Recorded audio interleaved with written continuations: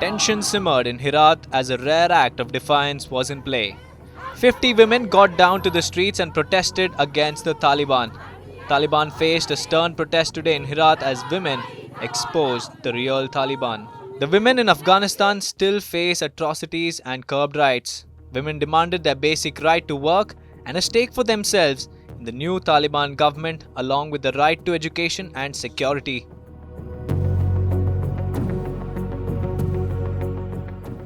The women said that they were not afraid in fighting for their basic rights. They chanted in unison that they did not want to lose their recognition, which they fought for 20 years. The protest for rights and the stake in the government comes at a time when the Islamist militants are close to forming their cabinet in the country.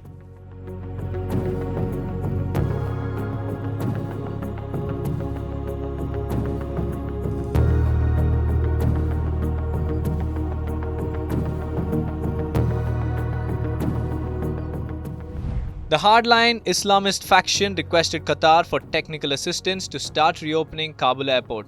So far, Kabul has witnessed 2 Qatar Airways flights at the airport. Ever since the US troops left Kabul airport, Qatar Airways has been called in for technical assistance. The Kabul airport is now an inoperative airport due to the absence of air traffic control services. FAA said in a statement, due to both the lack of air traffic services and a functional civil aviation authority in Afghanistan, as well as ongoing security concerns, US civil operators, pilots, and US registered civil aircraft are prohibited from operating at any altitude over much of Afghanistan.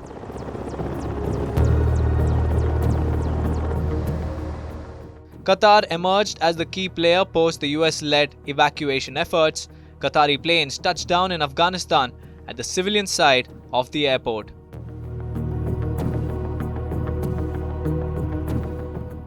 The Taliban has also reached out to Turkey for technical assistance after the airport turned dysfunctional.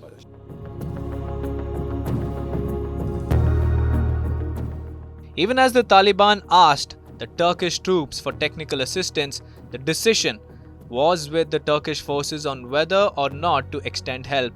However, so far, there have been no clear reports on Turkey's response yet. But Qatar flew out a technical team to Kabul even though there has been no official agreement as such signed by both parties.